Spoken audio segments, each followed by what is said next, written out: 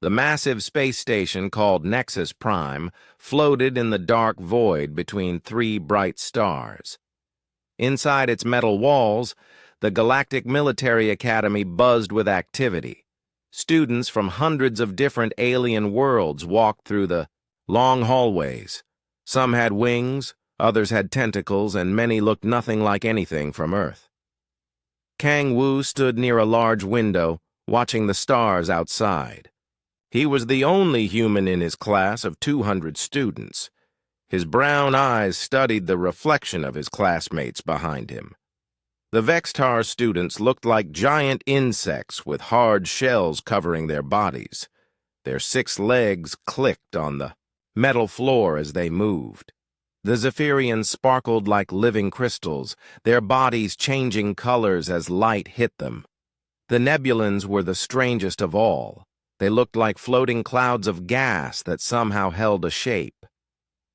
"Look at the soft one," said Threx, a Vextar student. His voice sounded like metal scraping against stone. "No claws, no armor, no natural weapons. Why did they even let a human into the academy?" Other students turned to look at Wu. Some laughed, showing teeth that could cut through steel. Others made sounds that might have been mockery in their alien languages. Wu kept his face calm and said nothing. He had heard worse things during his 3 years at the academy. "Maybe they feel sorry for his weak species," added Crystal, a Zephyrian whose body glowed bright blue. "Humans are so primitive. They still use metal tools and chemical explosives." The talking stopped when heavy footsteps echoed down the hallway. Commander Velthak entered the room. He was a saurian, standing nearly 9 feet tall with green scales. Covering his massive body, his yellow eyes could see in complete darkness, and his thick tail could break bones with one swing. All the students quickly formed neat rows. "Today marks your final test," Commander Velthak announced. His deep voice filled the room. "For 3 years, you have learned to fight with energy weapons, plasma shields, and advanced technology. You have studied tactics used by the greatest military minds in the galaxy." The students stood straighter. This was the moment they had all been waiting for. "But your final exam will test something more important than your knowledge of weapons," the commander continued. "It will test your ability to survive when everything else fails." A holographic display appeared in the center of the room. It showed a dark, dangerous-looking arena filled with twisted trees, deep holes, and strange plants that seemed to move on their own. "You will spend 72 hours in our survival simulation chamber," Commander Velthak explained. "The environment will change constantly. Gravity will shift. The temperature will go from freezing cold to burning hot. Poisonous rain will fall. The ground itself will try to kill you."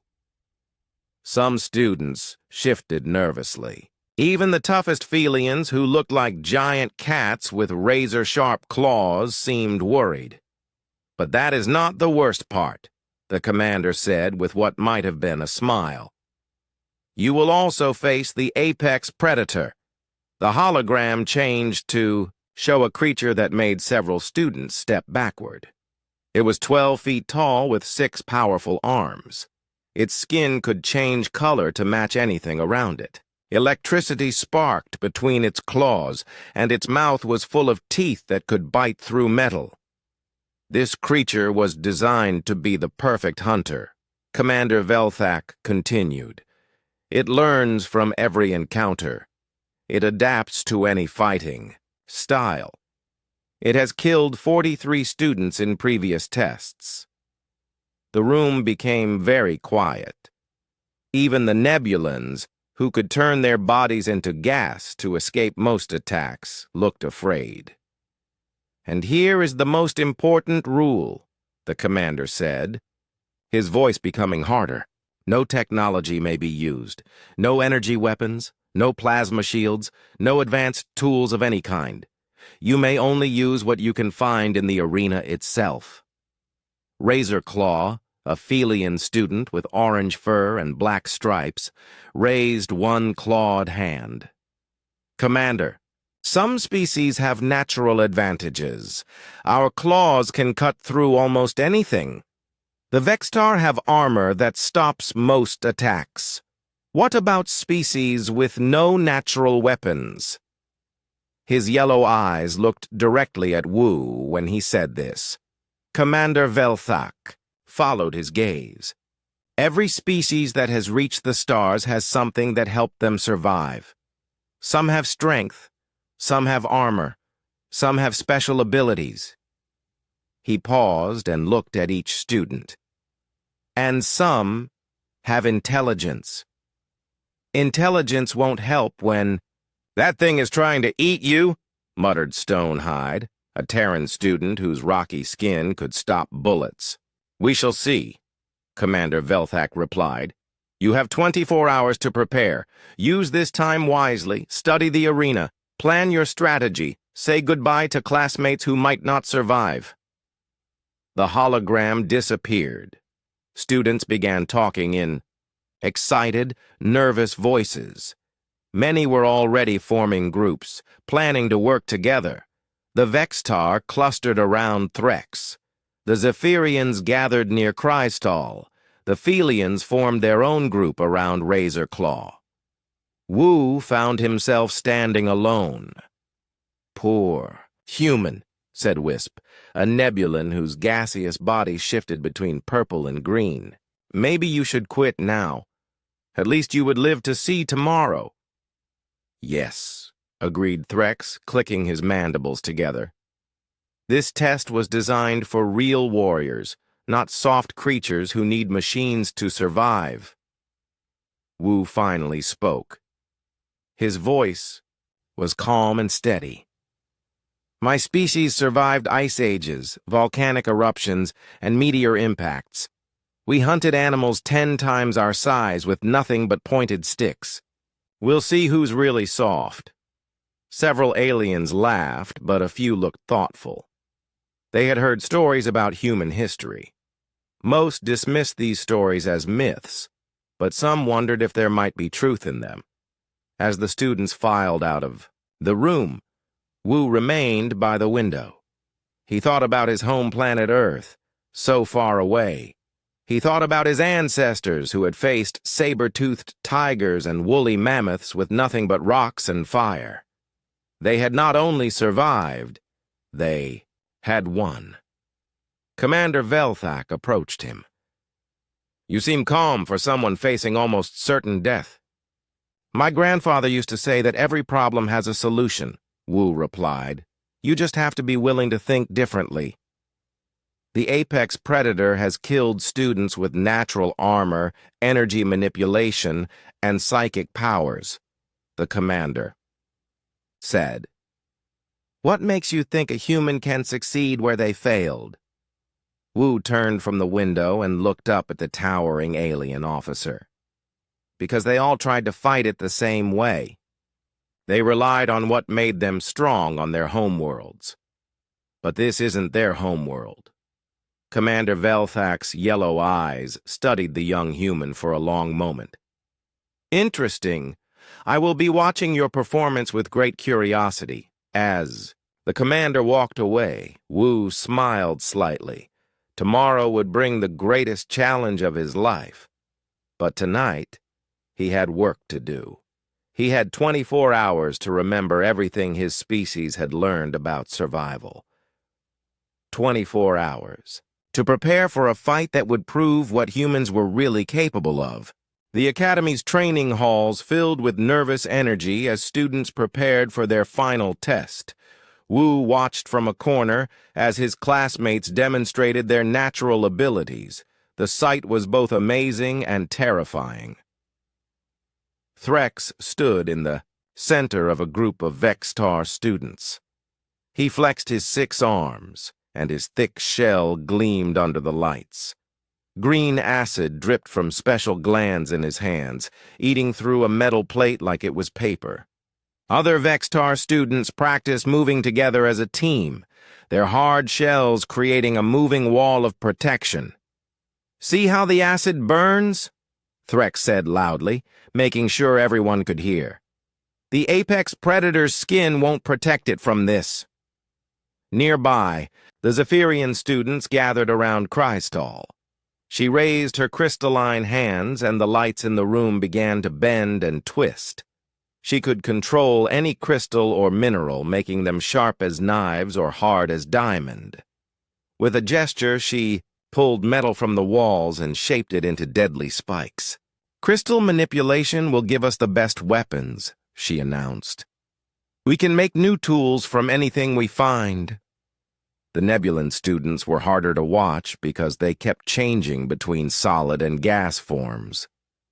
Wisp demonstrated by walking straight through a solid wall, then becoming dense enough to lift heavy objects. The other students gave them respectful space. It was hard to fight an enemy that could become invisible air. Stonehide and his fellow Terrans practiced their natural armor.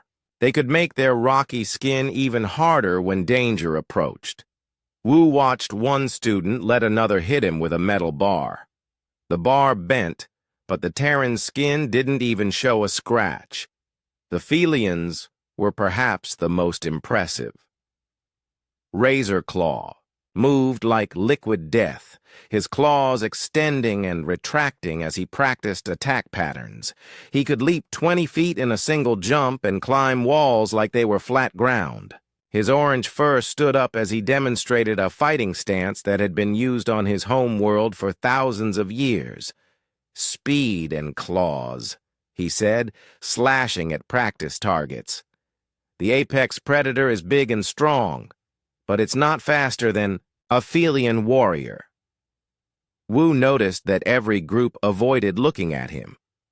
To them, he was already dead. A few even seemed to feel sorry for him. What could a human do against a creature that had killed students with all these amazing abilities? After an hour of watching, Wu left the training halls. He walked through the quiet corridors to the Academy's research section. Here, in a small office filled with books and artifacts from 100 worlds, he found Dr. Park Hana.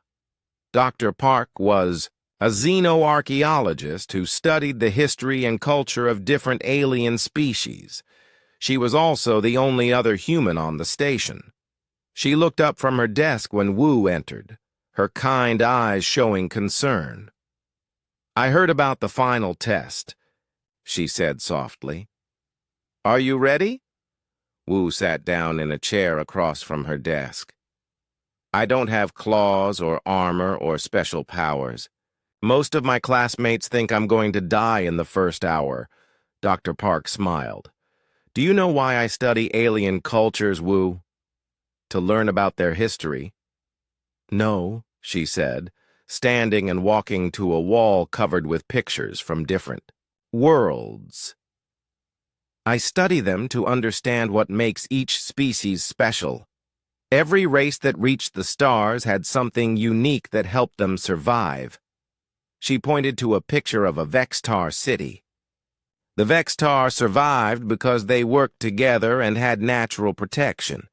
Their world was full of predators, so they evolved hard shells and teamwork. She moved to another picture showing crystal formations. The Zephyrians lived on a world of living minerals. They learned to work with crystal and metal because that's all they had. "What about humans?" Wu asked. Dr. Park turned to face him.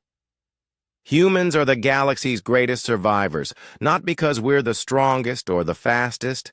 We survive because we adapt." She pulled out a tablet and showed him pictures from Earth's history. "Look at this. Our ancestors faced ice ages that lasted thousands of years. They faced giant predators with nothing but stone tools. They survived volcanic eruptions that blocked out the sun for years. Wu looked at the images of early humans hunting woolly mammoths and cave bears. But they had weapons. Simple weapons, Dr. Park corrected. Spears made from sticks, arrows made from rocks and wood, traps made from whatever they could find. They took the world around them and turned it into tools. She sat back down and leaned forward. Every other species in the galaxy relies on what they were born with. Humans rely on what they can make, what they can learn, what they can figure out when everything goes wrong. The other students have been training with energy weapons and advanced technology for years, Wu said. I don't even know how half of it works. Good, Dr. Park replied, surprising him.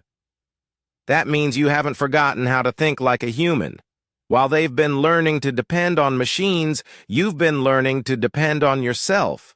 She stood and walked to a locked cabinet. From inside, she pulled out something that made Wu's eyes widen. It was a simple sling, made from leather and cord, just like the ones ancient human shepherds had used.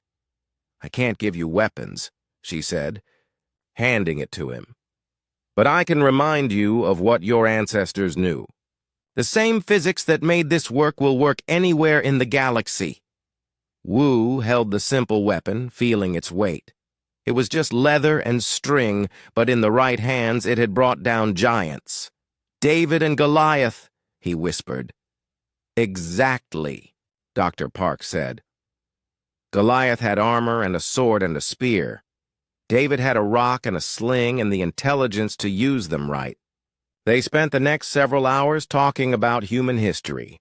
Dr. Park told him stories of how early humans had used fire to drive predators away, how they had used water and gravity to move huge stones, how they had turned the simplest materials into complex traps. Remember, she said as Wu prepared to leave, you're not just fighting for yourself tomorrow. You're fighting for every human who ever faced a bigger, stronger enemy and won through cleverness instead of strength. As Wu walked back toward his quarters, he passed the betting pools that had formed in the student common areas. Alien cadets were placing wagers on how long each student would survive. Most bets on Wu were for less than 6 hours.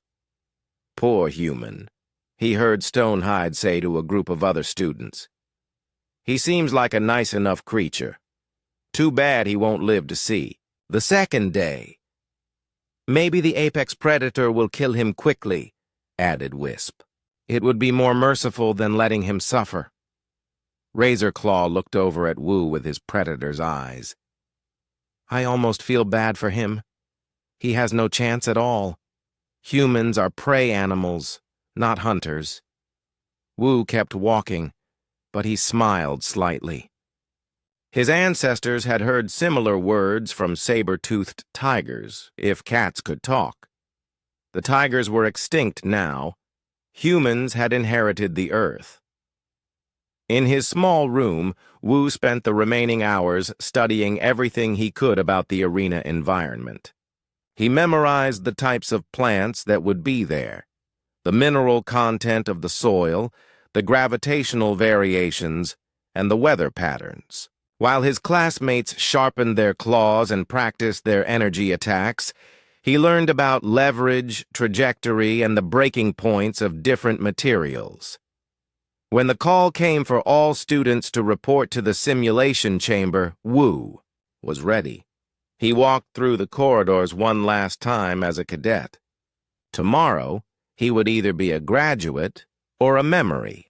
The other students were confident, talking about their plans to hunt the apex predator. Wu said nothing. He was thinking about rocks and ropes, about sound and shadow, about all the simple things that had helped humans conquer a planet full of creatures stronger than they were. The arena waited ahead, and somewhere inside it, so did the greatest test of his life. The simulation chamber was enormous, stretching so far that Wu couldn't see the other end. As soon as he stepped inside, the environment began to change around him. The walls disappeared, replaced by a thick alien jungle that felt completely real. Strange trees with purple bark twisted toward a red sky. Plants with teeth snapped at anything that moved too close. The air smelled of sulfur and ozone. Wu felt his stomach lurch as the gravity shifted. One moment he felt normal, the next he felt like he weighed twice as much. Then suddenly he was so light he almost floated off the ground. The other students were having trouble too. Even the Felians, known for their perfect balance, stumbled as the gravitational fields changed without warning. "Welcome to your final test," Commander Velthak's voice echoed from speakers hidden throughout the arena. "The environment will change every few hours. Survive for 72 hours. And you pass, die, and you fail permanently." Most of the students immediately scattered in different directions. The Vextar group stayed together, their hard shells gleaming as they disappeared into a grove of crystal trees. The Zephyrians followed Crystal toward a rocky area where she could use her mineral powers. The Felians bounded toward higher ground, using their claws to climb the twisted trees. Wu stood still and watched. While everyone else hurried to find the best territory, he studied the environment around him. The key to survival wasn't finding the strongest position. It was understanding how everything worked. He noticed that the gravity changes followed a pattern. Strong gravity near the crystal trees, weak gravity in the swampy areas, normal gravity on the higher ground. The temperature was hot where the red sun shone directly, but cool in the shadows of the larger plants. Some areas smelled of poison, others of clean water. Wu began walking slowly through the jungle, but not toward any particular destination. Instead, he collected things. A handful of small rocks from a dry riverbed, some flexible vines hanging from the trees, a piece of hollow wood that made an interesting sound when he tapped it, several larger stones of different shapes and weights. Other students would have laughed if they saw him. While they searched for the best places to make their stand, he was picking up garbage. But Wu wasn't thinking like them. He was thinking like a human. The first elimination happened within 2 hours. Spiketail, a young draconian with natural armor and flame breath, had charged toward the center of the arena. He was strong and confident, sure that his natural weapons would protect him, but he didn't pay attention to the gravity fields. Wu watched from a safe distance as Spiketail entered an area where gravity suddenly increased 10 times. The draconian, who weighed 600 pounds in normal gravity, suddenly weighed 3 tons. His armor, which normally protected him, became a crushing weight. He fell to the ground and couldn't get up. The arena's safety systems transported him out before he died, but his test was over. "Attention, students," Commander Velthak's voice announced. "Your first classmate has been eliminated. 97 remain." Wu continued exploring, but now he moved more carefully. He tested each area before entering it, throwing small rocks ahead to see how they fell. When gravity was too strong, the rocks dropped like meteors. When it was too weak, they floated away. He began mapping the safe paths in his mind. As the first day turned to night, the arena became even more dangerous. The red sun disappeared, replaced by 3 small moons that gave off an eerie blue light. The temperature dropped rapidly and a cold wind began to blow. Then the rain started. It wasn't normal rain. The drops burned like acid, eating through metal and flesh alike. Students screamed as they scrambled for shelter. The Vextar's natural armor protected them somewhat, but even they sought cover under the crystal trees. Wu had found shelter in a cave system he'd discovered during his exploration. The caves were deep and dry, and he'd noticed that several connected to each other underground. While the acid rain fell outside, he continued collecting materials and planning. He spent the night weaving vines into long, strong ropes. He tested different rocks for weight and balance. He carved points on straight pieces of wood using sharp stones. By morning, he had a collection of simple tools that would have been familiar to any Stone Age human. The second day brought new challenges. The arena's environment shifted again, and now there were deep pits hidden under fake ground. Poisonous gas leaked from cracks in the rocks. Worst of all, strange howling sounds echoed through the jungle. The apex predator was awake and hunting. 3 more students were eliminated during the day. Sharp Edge, a crystalline warrior, fell into a pit filled with corrosive liquid. 2 Nebulans got lost in their gas forms and couldn't find their way. Back to solid matter before the time limit expired, each elimination was announced by Commander Velthak's voice. Attention students, 94 remain. Attention students, 92 remain. Wu heard the announcements, but he was focused on his work. He had found a narrow canyon that connected to his cave system, and he was busy setting up something that would have made his ancestors proud. Using rocks, vines, and careful engineering, he was building traps. Not the high-tech traps that other species might imagine, but simple, effective devices based on physics and human ingenuity. A deadfall trap that would drop heavy stones on anything passing underneath. A snare that would tighten around a foot or claw.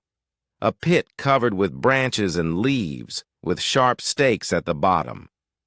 As he worked, Wu heard something that made him freeze. Heavy footsteps moving with the careful rhythm of a predator on the hunt. The sound was coming from the main path that led to his canyon. Wu climbed quietly up the rocky walls of the canyon and hid behind a large boulder. From there, he could see the entrance to his hiding place. He didn't have to wait long. The apex predator appeared at the canyon mouth, and Wu's breath caught in his throat. It was even more terrifying in person than in the hologram. 12 feet tall, with 6 powerful arms that ended in claws like sword blades. Its skin shifted colors constantly, trying to match the rocks around it. Electricity sparked between its teeth as it sniffed the air, searching for prey. The creature had clearly been hunting other students. There were scratches on its hide where claws had struck it, and scorch marks where energy attacks had hit. But it didn't seem seriously hurt. If anything, it looked stronger, as if each fight had taught it something new. The apex predator entered the canyon slowly, its head turning from side to side as it searched for threats. It moved with the confidence of something that had never met an enemy it couldn't defeat. Wu watched from his hiding place, his heart beating fast but his mind staying calm. This was the moment he had been preparing for, not to fight the creature directly, but to test whether human intelligence could overcome alien strength. The predator stepped forward, following the scent trail that Wu had deliberately left. Its massive foot came down exactly where Wu had hoped it would. There was a sharp crack as the deadfall trap triggered. A pile of heavy stones held in place by a carefully balanced system of ropes and levers came crashing down. The rock struck the apex predator in the shoulder, spinning it around and making it roar in surprise and pain. For the first time since the test began, the perfect hunter had been hurt by its prey. The creature looked around wildly, its chameleon, skin flashing through different colors as it tried to understand what had happened. It had fought dozens of species, faced every kind of natural weapon and energy attack. But it had never encountered anything like this. Wu smiled grimly from his hiding place. The real test was just beginning. He had hurt the creature, but now it knew he was here. The next few hours would determine whether human ingenuity was enough to survive against the galaxy's perfect predator. The hunt was on. The apex predator's roar of pain and anger echoed through the canyon. Its shoulder bled green blood where the falling rocks had struck, but the wound only seemed to make it more dangerous. The creature's eyes glowed with intelligent fury as it realized it had been tricked. Wu remained hidden behind his boulder, watching as the predator began to study the trap that had hurt it.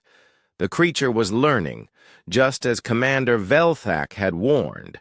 It examined the broken ropes and scattered stones, understanding how the simple mechanism had worked. This would make the next trap harder to spring. The apex predator began moving through the canyon more carefully, testing each step before putting its full weight down. Its skin changed colors rapidly, cycling through patterns that helped it blend with the rocks. Wu realized that the creature was also trying to confuse any other hidden enemies by becoming harder to track visually. After several tense minutes, the predator left the canyon to hunt easier prey. Wu waited another hour before climbing down from his hiding place. His trap had worked, but only once. The creature would be ready for similar tricks now. Over the next day, Commander Velthak's voice continued to announce eliminations. Attention, students! 89 remain. Attention, students! 85 remain. Attention, students! 81 remain. Each announcement meant another classmate had failed the test. Some were eliminated by the hostile environment, but Wu knew that many were falling to the apex predator. The creature was using different hunting strategies against different species, proving its ability to adapt to any enemy. From his hidden position in the cave system, Wu could sometimes hear the sounds of battle echoing across the arena, the sharp crack of crystal weapons shattering, the roar of flame breath meeting an opponent that couldn't be burned, the wet sound of claws striking armor. Each sound told a story of students using their best natural abilities, only to discover that the predator had an answer for everything. On the third day, Wu saw his first clear view of how the creature fought. He was moving through a section of jungle when he heard familiar voices. A group of 3 Zephyrian students, led by Crystal, had taken shelter in a grove of mineral trees. They were using their crystal manipulation powers to create weapons and barriers, confident that their abilities would protect them. Wu climbed a tall tree and watched from a safe distance as the apex predator approached their position. The creature moved like liquid shadow, its chameleon skin making it almost invisible against the twisted bark. Crystal sensed danger first. Her crystalline body flashed bright blue as she pulled metal from the ground and shaped it into sharp spears. "Something approaches," she warned her companions. "Prepare for battle." The 3 Zephyrians formed a triangle, their bodies glowing as they prepared to fight. Crystal spears and metal blades floated around them like a deadly storm. It was an impressive display of power that would have defeated most enemies. The apex predator attacked from above, dropping from a tree branch like a 6-armed nightmare. Its first strike shattered 2 crystal spears with its claws. Its second strike released an electromagnetic pulse that disrupted the Zephyrians' control over their floating weapons. Crystal fought bravely, reshaping her crystal spears into a protective wall. But the predator adapted instantly. It grabbed chunks of metal from the ground and hurled them with incredible force, punching through the crystal barrier like it was made of glass. The battle lasted less than 5 minutes. 2 Zephyrians were eliminated when the safety systems transported them away from mortal danger. Crystal managed to escape by creating a flash of blinding light and running while the Predator was temporarily blinded. Attention, students. 78. Remain! Wu watched the apex predator examine the battlefield. The creature studied the broken crystals and scattered metal, learning how the Zephyrian powers worked. When it encountered crystal manipulation again, it would be ready. That evening, as the arena shifted into its night cycle, Wu prepared for his own confrontation with the predator. He had spent 3 days studying the creature's behavior, and he had noticed patterns that other students missed. The apex predator was incredibly intelligent, but its intelligence was focused on direct combat. It learned to counter claws, armor, energy attacks, and natural abilities, but it had never faced an enemy that fought using tools and traps. More importantly, it had never faced an enemy that understood psychological warfare. Wu spent the night moving through his cave system, setting up a network of simple devices, not traps designed to kill or capture, but tools designed to confuse and misdirect. He placed small piles of rocks that would make noise when disturbed. He set up hollow reeds that would whistle when wind blew through them. He created false trails, using his own scent and fake tracks. The next morning brought the encounter he had been preparing for. Wu was gathering water from a hidden spring when he heard the soft sound of claws on stone. The apex predator had found his trail and was following him into the cave system. This time, there would be no escape. Wu moved quickly but quietly through passages he had memorized. Behind him, the predator followed with the patience of a creature that knew its prey was trapped.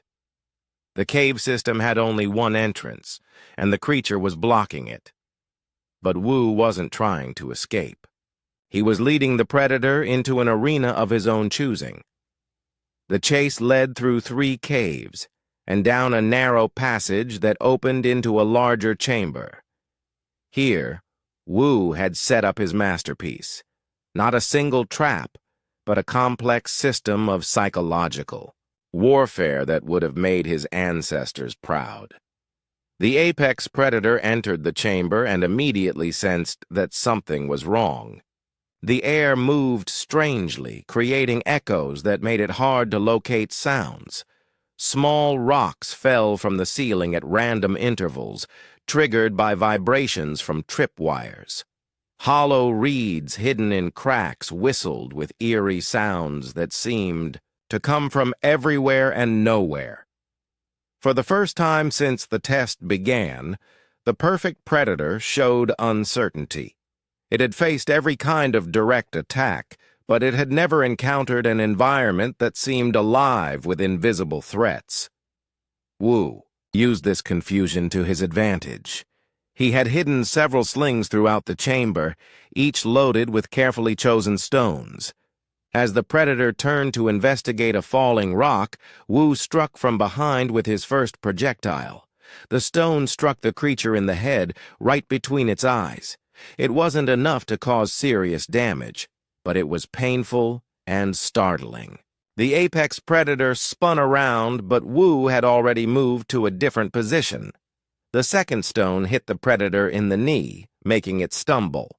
The third struck its sensitive hearing organs, causing it to shake its head in pain and confusion. For several minutes, Wu played a deadly game of hit and run. The predator was faster and stronger, but Wu knew the chamber like his own home. He used hidden passages and false walls to appear and disappear like a ghost. The psychological effect was devastating. The apex predator, used to facing enemies in direct combat, couldn't understand how to fight an opponent it couldn't catch or predict. Its electromagnetic pulses hit empty air. Its claws struck stones and shadows. Finally, the creature had enough. With a roar of frustration, it charged toward one of the chamber walls and smashed through it with brute force, escaping back into the main arena. It had decided to find easier prey. Wu emerged from his hiding place, breathing hard but smiling. He had done something that no other student had managed. He had fought the apex predator and forced it to retreat. More importantly, he had taught the creature something new: fear. For the first time in its existence, the perfect predator had encountered an enemy it didn't understand. "Attention, students," Commander Velthak's voice announced. 72 remain." Wu gathered his scattered slings and prepared to continue the test. He had proven that human tactics could work against the galaxy's ultimate hunter. But the real challenge was just beginning. The apex predator would be looking for him now, and it would be angry. The hunt had become personal. The arena's environment shifted again as the fifth day began. The twisted jungle gave way to a rocky wasteland filled with deep crevices and towering stone pillars. The gravity became more stable, but new dangers appeared. Geysers of hot steam erupted from the ground without warning. Poisonous crystals grew from the rocks, glowing with deadly radiation. Wu adapted to the new terrain quickly. While other students struggled with the changed environment, he used it to his advantage. The rocky landscape was perfect for the kind of warfare he had been planning. The elimination announcements came more frequently now. "Attention, students. 68 remain." "Attention, students. 63 remain." "Attention, students. 59 remain." Each announcement meant the apex predator was continuing its hunt. But Wu noticed something interesting in the pattern of eliminations. The creature was getting more aggressive, taking bigger risks. His psychological attack in the cave had affected it more than he had hoped. From the observation deck high above the arena, Captain Li Dong watched the test with growing fascination. The Korean officer was the highest-ranking human in the Galactic Defense Force, and he had come to see how his species-only cadet would perform. "Remarkable," he said to Commander Velthak, who stood beside him. "Look at how he moves." On the screens below, they could see Wu making his way through the rocky terrain. Unlike other students who moved quickly to find strong positions, the human moved slowly and deliberately. He was setting up something complex across a wide area. "What is he doing?" asked Grand Admiral Torvash, a massive alien whose crystalline body reflected the arena's lights. "He appears to be wasting time." Captain Lee smiled. "He's not wasting time. He's preparing the battlefield. It's an old human strategy." Meanwhile, in the arena, Wu was indeed preparing something special.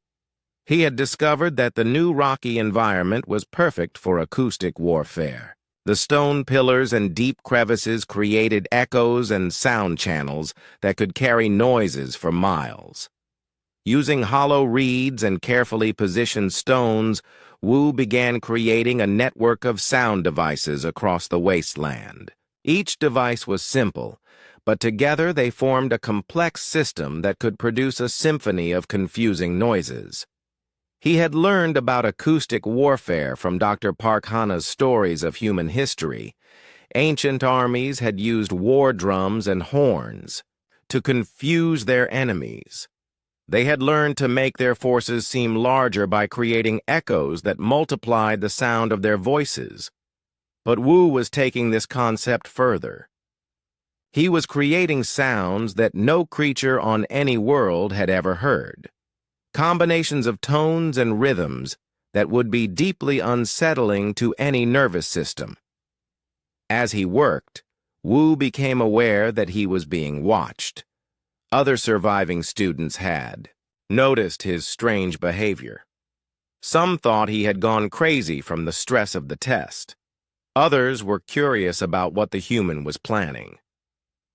Claudette, a Felian warrior with black fur and yellow eyes, crept closer to observe. He was one of only 3 Felians left in the test, and his natural hunting instincts told him that the human was preparing something dangerous. "What are you doing, soft one?" Clawdeath called out, keeping his distance in case it was a trap. Wu looked up from his work on a particularly complex sound device. "I'm making music," he replied calmly. Clawdeath's ears flattened against his head. In his culture, that answer was either a joke or a sign of madness. "This is not time for music. The apex predator hunts us all." "Exactly," Wu said, returning to his work. "And soon it will hear a song it never expected." The Felian warrior didn't understand, but he sensed danger in the human's confidence. He moved away, deciding to watch from a safe distance. As the day progressed, Wu's acoustic network grew larger. He placed sound devices in a rough circle covering several square miles of the rocky terrain. Each device was tuned to produce specific tones when activated by wind, vibration, or deliberate triggering. That evening, as the arena entered its night cycle, Wu put his plan into action. The first sounds were subtle, a low humming that seemed to come from the rocks themselves. Most students dismissed it as some new environmental hazard. But as the hours passed, the sounds grew more complex. Whistling winds that came from impossible directions, deep bass notes that made the ground vibrate, high-pitched whines that hurt sensitive hearing organs, random clicking and scraping sounds that suggested movement where nothing could be seen. The psychological effect was immediate and devastating. Mind Touch, an Etherean warrior with powerful psychic abilities, was the first to break. The constant, unpredictable sounds interfered with his mental powers. He couldn't focus his thoughts long enough to use his abilities. After hours of growing paranoia, he activated his emergency beacon and was transported out of the arena. Attention, students. 58 remain. The Vextar group, which had survived by working together, began to fall apart as the sounds made communication difficult. Their clicking language was drowned out by similar noises coming from everywhere around them. They started attacking shadows, thinking enemies were approaching from all directions. 2 more Vextar were eliminated when they stumbled into environmental hazards while fleeing from imaginary threats. Attention, students. 56 remain. But the most important target of Wu's psychological warfare was the apex predator itself. The creature had been hunting steadily since the test began, using its superior senses to track prey. But now, its enhanced hearing was working against it. The constant noise made it impossible to locate enemies by sound. The random tones and rhythms created false signatures that suggested prey where none existed. For the first time since its creation, the apex predator was experiencing something like fear. Not fear of death, which it didn't truly understand, but fear of the unknown. Its programming told it to hunt and kill, but the environment had become chaotic and unpredictable. Wu watched from a hidden position as the creature passed near one of his sound devices. The apex predator was moving differently now, less confident and more cautious.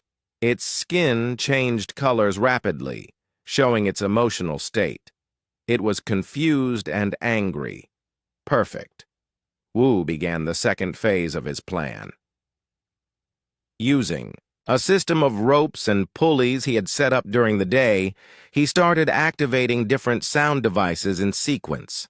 The result was a moving wave of noise that seemed to chase the apex predator across the rocky wasteland. The creature ran from the sounds, but everywhere it went, new noises appeared. It tried to attack the devices, but hitting them only created louder, more disturbing sounds. Its electromagnetic pulses had no effect on simple mechanical devices made from rocks and reeds. Meanwhile, the other surviving students were also being affected by the acoustic assault. But unlike the apex predator, some of them began to understand what was happening.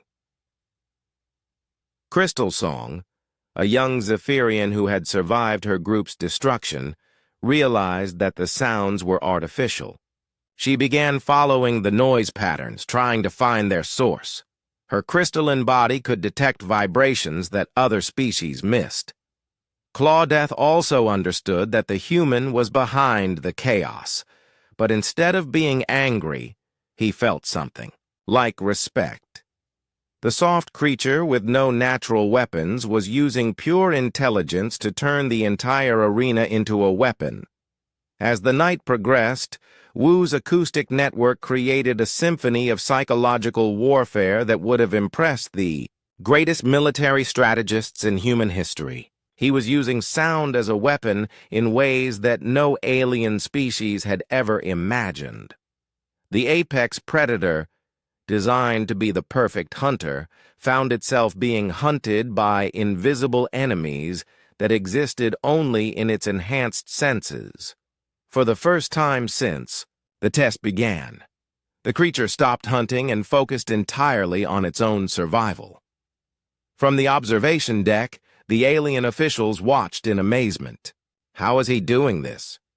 Grand Admiral Torvash asked.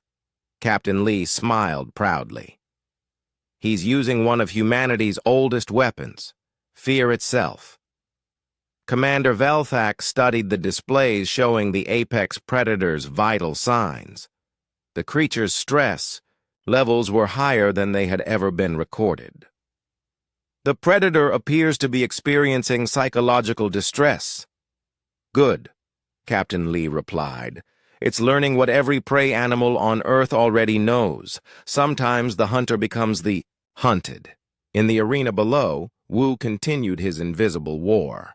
He had turned the rocky wasteland into a theater where he was the director, and everyone else, including the galaxy's perfect predator, was just playing a role in his script.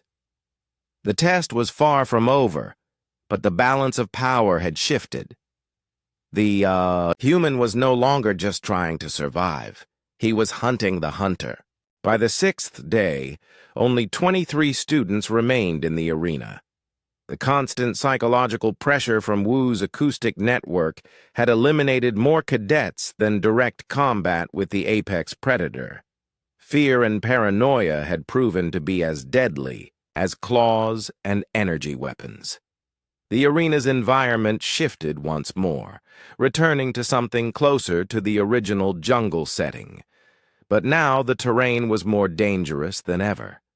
Deep ravines cut through the landscape like scars. Unstable. Bridges of crystal and metal stretched across the gaps. The gravity fields had become completely unpredictable, changing strength and direction without warning. Wu adapted quickly to the new challenges. While other students struggled with the unstable terrain, he saw opportunities.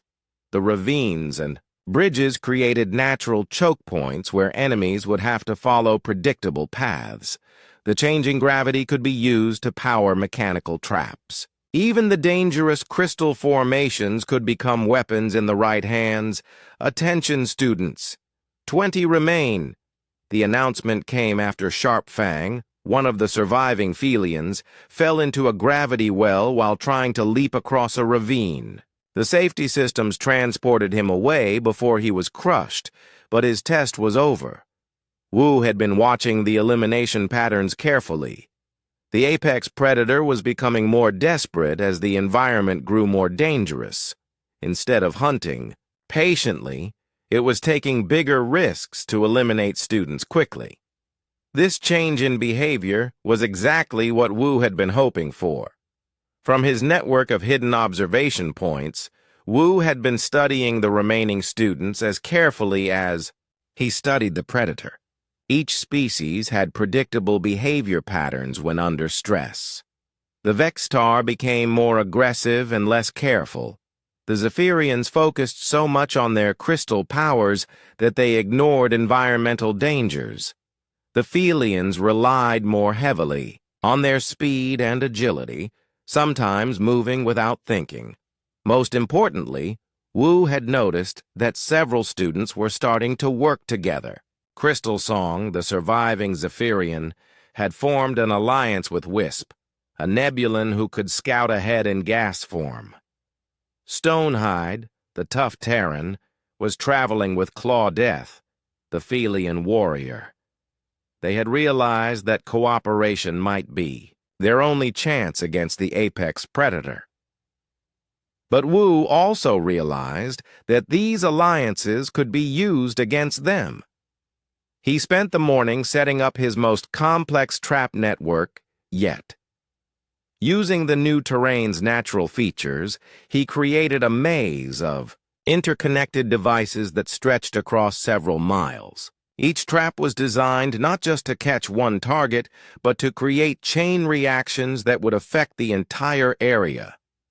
The centerpiece of his network was a narrow canyon that cut deep into the rocky ground.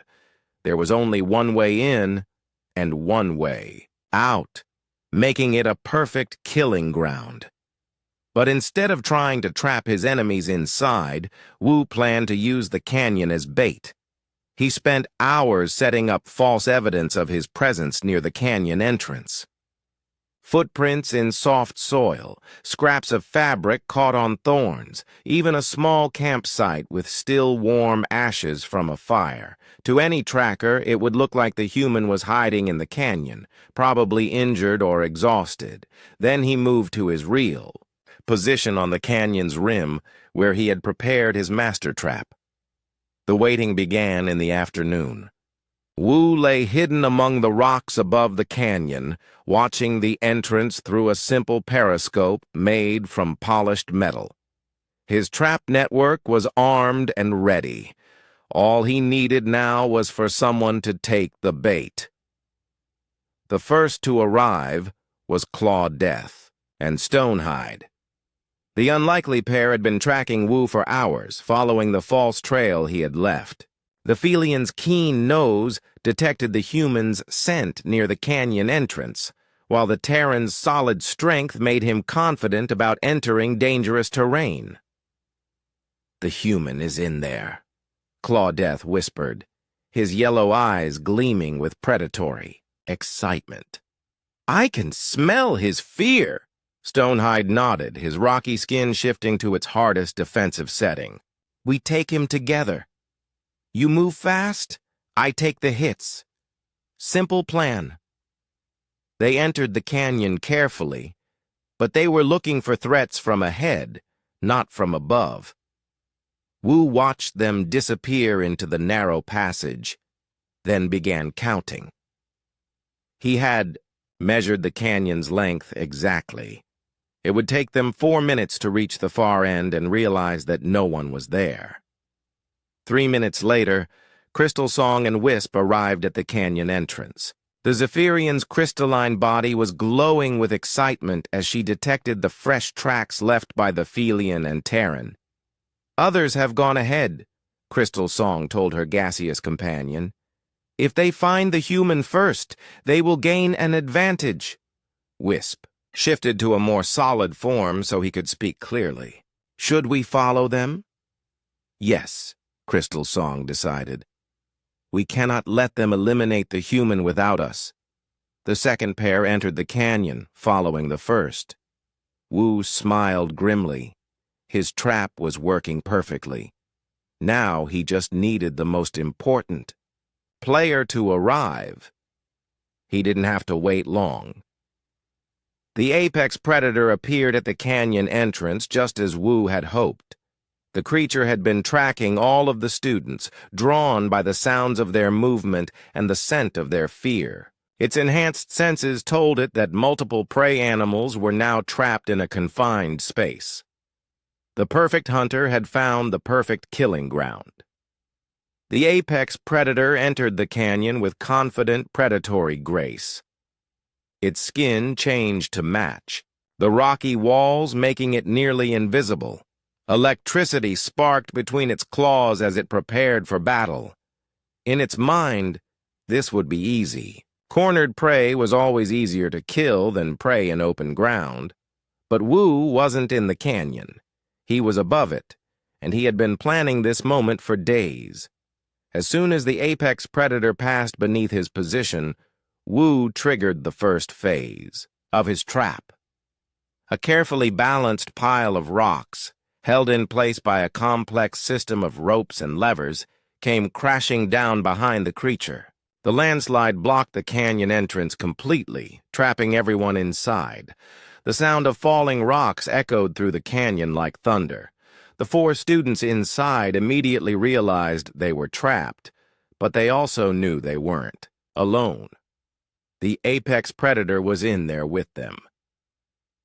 Phase 2 of Wu's plan began immediately. Using a network of hollow reeds and echo chambers he had built into the canyon walls, Wu began producing sounds that seemed to come from everywhere at once. Howling winds, scraping claws, the roar of angry predators. To the trapped students and the apex predator, it sounded like the canyon was full of invisible enemies. The psychological effect was immediate. The students, already stressed from days of survival, began to panic. In the confined space, their natural instincts took over. The Felian and Terran started fighting each other, each thinking the other was betraying their alliance. The Zephyrian and Nebulan tried to escape by climbing the canyon walls, making themselves perfect targets. But the most important effect was on the apex predator. The creature had never been in a situation where it was trapped with its prey. Its programming told it to hunt, but the narrow canyon limited its movement. The confusing sounds made it impossible to locate targets accurately. For the first time since its creation, the perfect predator felt claustrophobic. Wu began Phase 3. From his position above the canyon, he started dropping carefully aimed rocks into the narrow space below, not trying to hit anyone directly, but creating more chaos and confusion.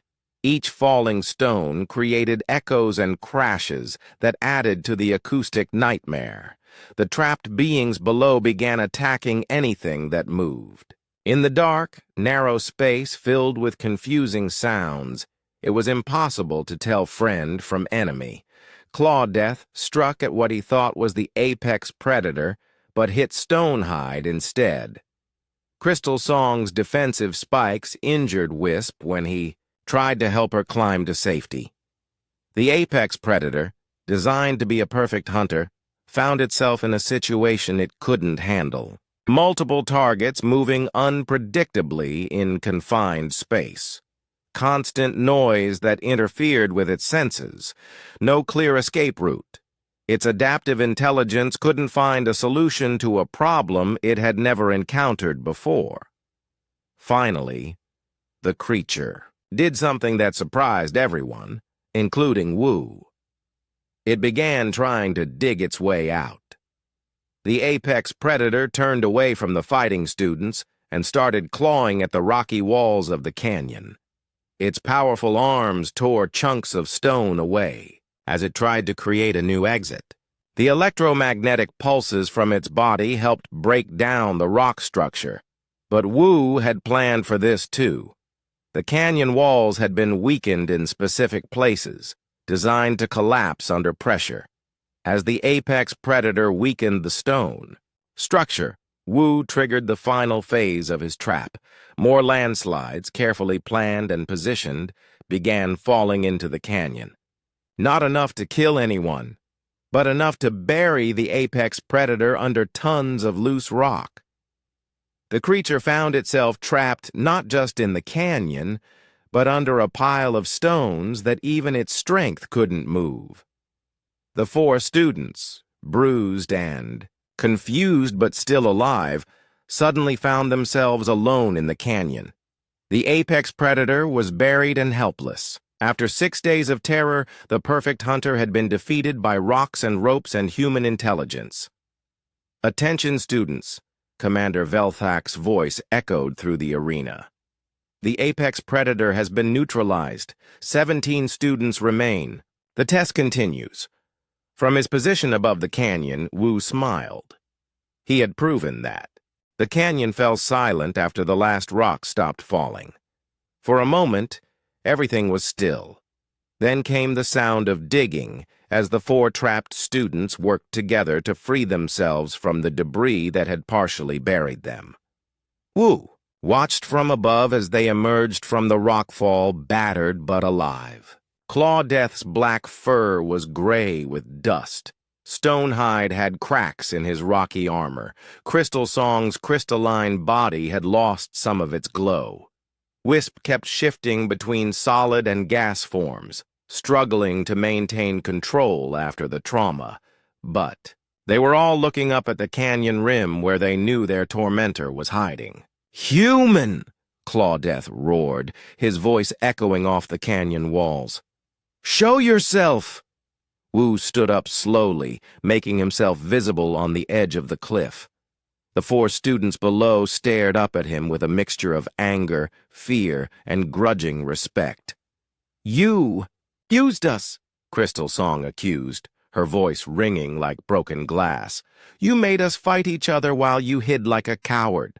"I used strategy," Wu corrected calmly. "Something your species apparently never learned." Stonehide pointed a massive finger at him. "You trapped us with that monster. We could have died." "But you didn't," Wu replied. "You're all still here, and the apex predator isn't. I'd call that a successful plan." The truth was that Wu felt exhausted. 6 days of constant stress, little sleep, and careful planning had pushed him to his limits. His simple traps and psychological warfare had worked better than he had hoped, but he knew he couldn't keep it up much longer. More importantly, he was starting to feel something he hadn't expected: respect for his fellow students. They had all survived trials that would have broken most beings. Even though they came from different worlds and had different abilities, they had all proven their courage. "The test isn't over," Wisp pointed out, his gaseous form swirling with nervous energy. "There are still 17 of us left. Only one can be declared the winner." "Actually," Wu said, "I don't think that's true. Commander Velthak said we had to survive for 72 hours. He never said only one could pass." The four students below looked at each other with surprise. In all their focus on competing with each other, they had forgotten the actual rules of the test. "How much time is left?" Clawdeath asked.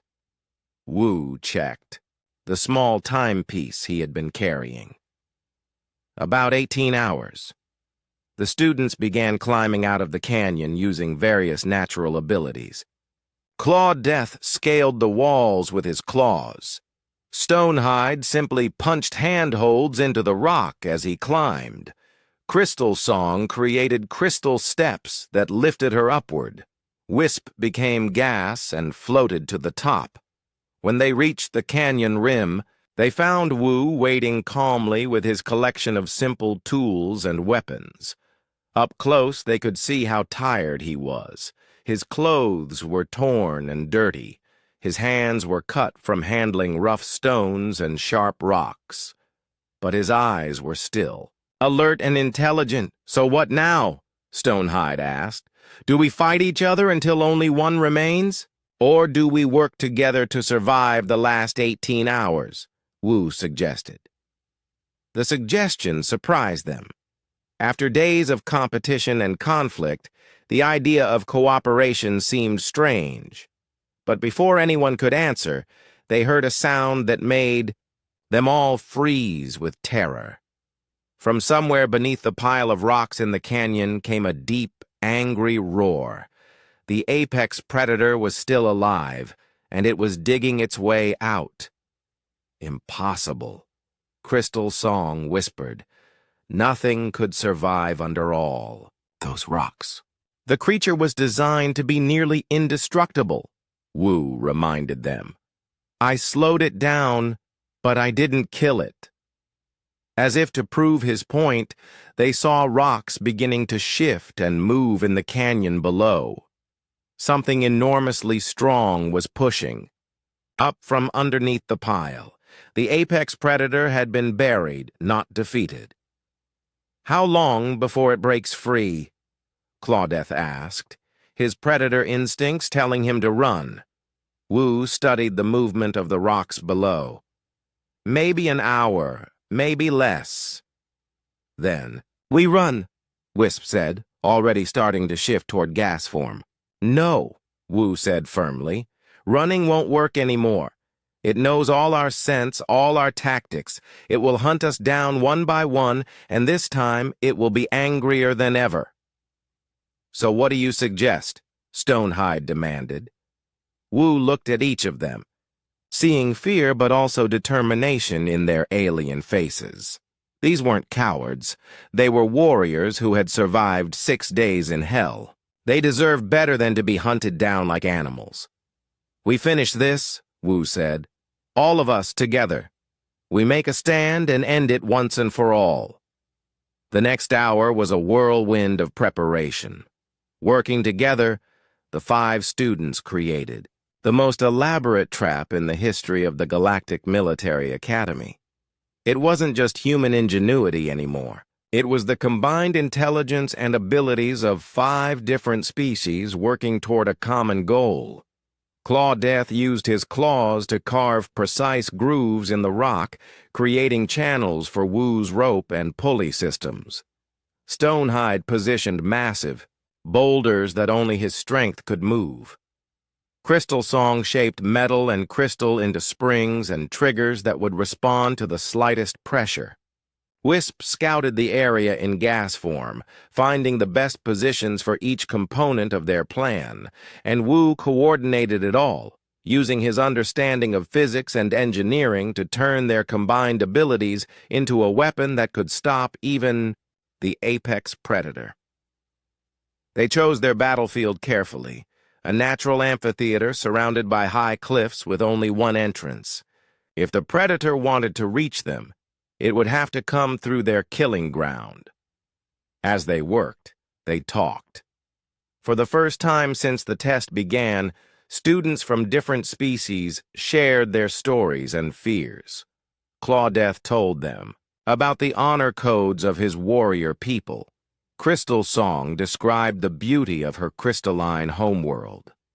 Stonehide spoke of the deep caves where his people meditated on the meaning of strength. Wisp shared the philosophy of his gaseous race, who believed that all matter was temporary, but knowledge was eternal, and Wu told them about Earth, about a species that had no natural weapons but had still conquered their planet through intelligence and cooperation.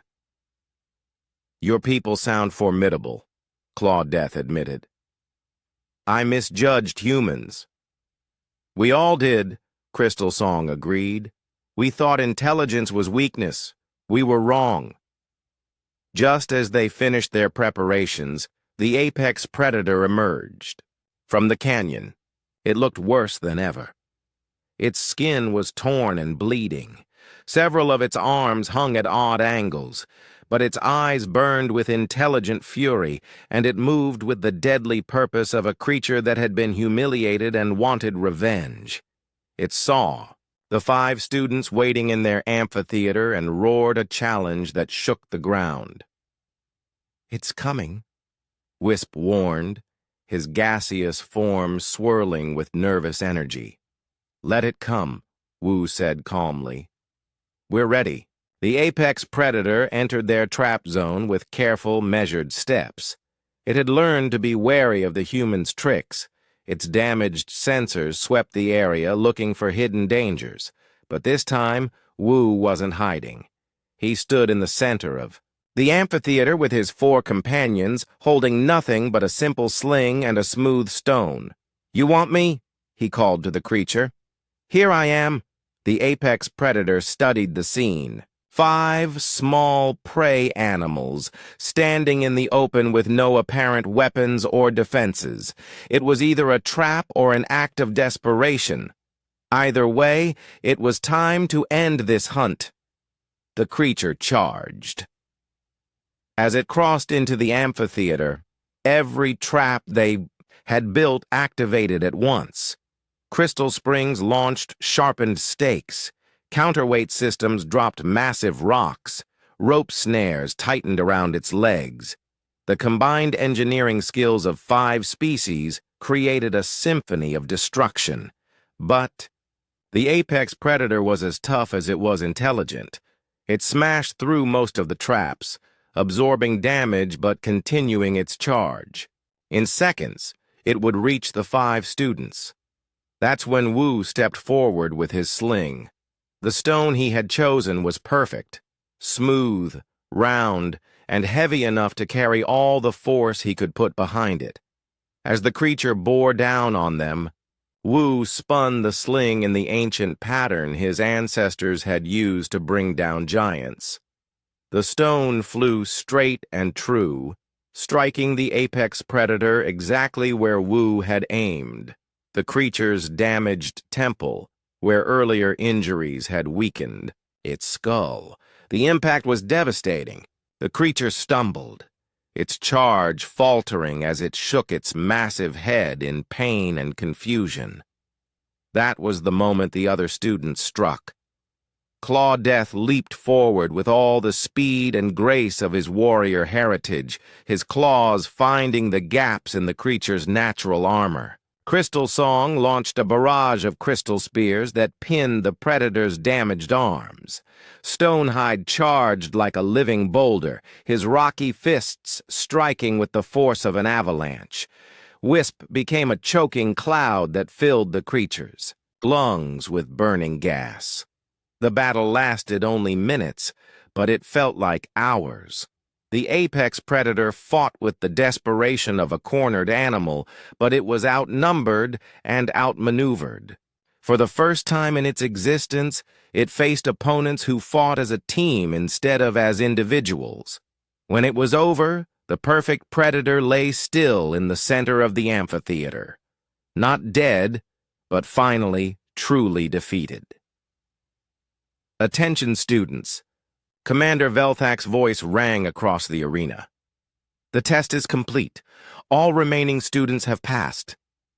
The 5 companions looked at each other with amazement, and the medical bay was a symphony of controlled chaos as the 17 surviving students were brought in for examination.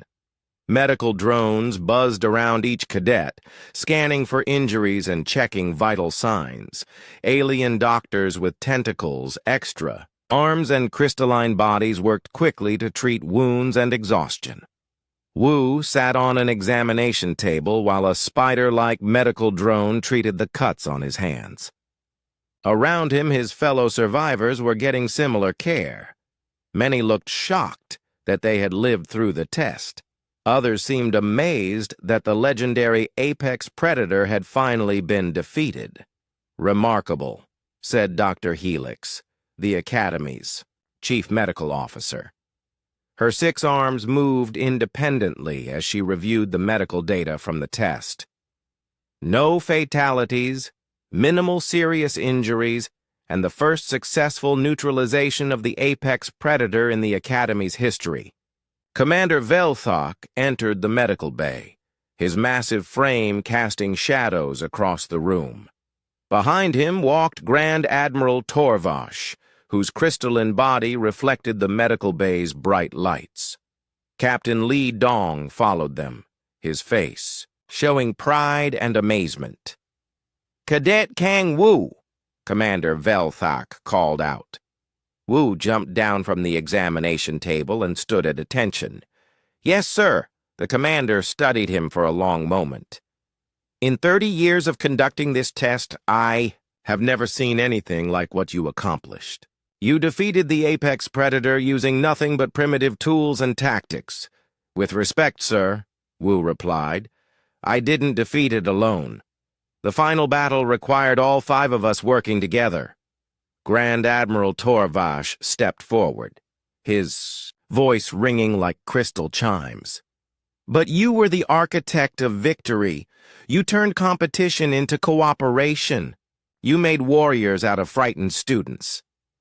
From across the medical bay, Clawdeath limped over on his bandaged leg. His yellow eyes held none of their earlier hostility. The human speaks truth. We were ready to tear each other apart until he showed us a better way. Crystal Song joined them, her crystalline body dimmed from exhaustion, but still beautiful. I have studied military history from 100 worlds. No species has ever combined individual intelligence with group tactics, the way humans do. Stonehide approached with heavy steps, his rocky armor still cracked from the final battle. My people value strength above all else, but today I learned that intelligence is the greatest strength. Wisp materialized in his gaseous form, swirling around the group. The human taught us that victory comes not from being stronger than your enemy, but from being smarter. Captain Lee stepped forward, his face beaming with pride. Commander Velthak, if I may speak? The Saurian officer nodded. What Cadet Wu? Accomplished here represents the best of human nature, Captain Lee said. We are not the strongest species in the galaxy. We do not have natural armor or energy manipulation or psychic powers, but we have something else. And what is that? Grand Admiral Torvash asked. Adaptability, Captain Lee replied. Give a human a problem, and we will find a solution. Give us enemies, and we will find a way to turn them into allies. Give us impossible odds, and we will change the rules of the game. Commander Velthak walked over to a wall display showing recordings from the test. Images of Wu building traps, creating acoustic weapons, and coordinating the final battle played in sequence. These tactics, the commander said slowly, they are unlike anything in our military databases. Simple tools used in complex ways, psychological warfare that confused an enemy designed to adapt to any combat style, cooperation strategies that united natural enemies. He turned back to face the group. Cadet Wu, the Galactic Defense Force, has a proposal for you. Wu straightened his shoulders. I'm listening, sir. We want you to join our Special Operations Division, Grand Admiral Torvash announced. Not as a student, but as an instructor. We want you to teach other officers these human tactics. The medical bay fell silent. Around the room, alien students and staff stared at Wu with new respect. A human cadet had just been offered one of the most prestigious positions in the galactic military. There's more, Commander Velthak continued. Based on your performance, the Academy Council has voted to add new courses to our curriculum. Environmental tactics, creative problem-solving, multi-species cooperation, all based on what you demonstrated in the arena. Dr. Park Hana appeared in the doorway of the medical bay, her face glowing with pride. Woo, I heard what happened. The entire Academy is talking about how you defeated the apex predator. She hurried over and gave him a quick hug before remembering military protocol and stepping back. Sorry, Cadet. Congratulations on your achievement. Dr. Park helped prepare me for this, Wu told the assembled officers. She reminded me of what humans are capable of when we remember our history. Grand Admiral Torvash's crystalline face showed curiosity. Dr. Park, you are also human. Do you believe that your species' tactics could be successfully taught to other species? Dr. Park considered the question carefully. Human tactics work because they're based on universal principles. Physics doesn't care what species you are. Psychology is similar across intelligent life forms. If other species can learn to think flexibly and work together, they can use these same strategies. Excellent, the Grand Admiral said. Then you will work with Cadet Wu to develop the new curriculum. Threx, the Vextar student who had mocked Wu at the beginning of the test, approached the group slowly. His shell was cracked, and his pride was clearly wounded, but he held his head high. "Human," he said in his grinding voice, "I owe you an apology. I called your species weak and primitive. I was wrong." Other students began gathering around, all wanting to speak to the cadet who had changed everything they thought they knew about warfare. "Cadet Wu!" called out Razor Claw, the Felian who had survived until near the end of the test. His orange fur was singed, and his claws were dulled from the ordeal, but his yellow eyes showed genuine respect. "Will you teach us these human ways of fighting?" Wu looked around at all the faces watching him, students from dozens of different worlds, each representing species that had reached the stars through their own unique strengths. A few days ago, they had seen him as weak and primitive. Now, they wanted to learn from him. "I'll teach anyone who wants to learn," Wu said simply. "But remember, these aren't just human tactics. They're universal principles that any intelligent species can use." Commander Velthak stepped forward again. "Then it's settled. Cadet Wu, you are hereby promoted to Instructor Wu, Special Operations Division. Your first assignment will be to work with Dr. Park to create training programs based on what you accomplished in the arena." The medical bay erupted in cheers and congratulations. Even species that rarely showed emotion were clearly impressed by what they had witnessed. The impossible had happened. A human with no natural weapons had not only survived the Academy's deadliest test, but had revolutionized their understanding of warfare itself. Over the following weeks, word of the test results spread throughout the galaxy. Military commanders from hundreds of worlds requested copies of the arena recordings. Scientists studied Wu's tactics to understand how simple tools could be so effective. Philosophers debated whether intelligence was truly superior to physical strength. But the most important change happened at the Academy itself. The new courses that Wu and Dr. Park developed became the most popular classes in the Academy's history. Students who had relied entirely on their natural abilities learned to think creatively about problem solving. Species that had been enemies for centuries discovered they could work together when they understood each other's strengths. The apex, Predator itself, was reprogrammed based on lessons learned from its defeat. Instead of being just a nearly unstoppable hunter, it became a teaching tool that helped students understand the importance of adaptability and teamwork. 6 months after the test, Instructor Wu stood in the same arena where he had faced his greatest challenge. But now it was filled with students from his new classes working together to solve tactical problems using creativity instead of brute force.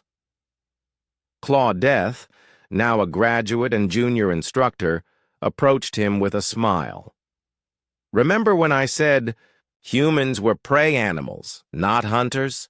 Wu laughed. "I remember. You weren't entirely wrong.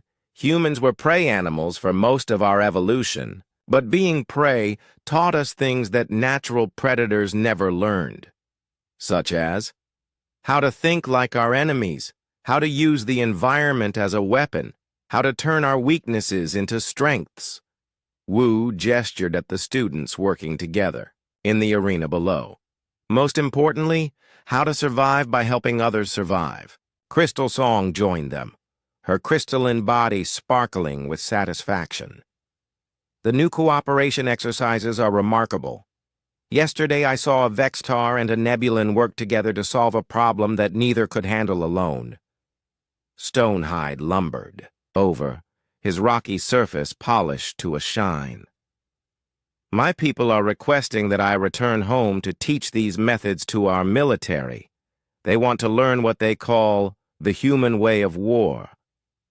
"It's not the human way," Wu corrected gently. "It's the intelligent way. Humans just happened to be forced to discover it first. Commander Velthak appeared at the entrance to the arena, his massive form as intimidating as ever. But when he looked at Wu, there was something like fatherly pride in his yellow eyes.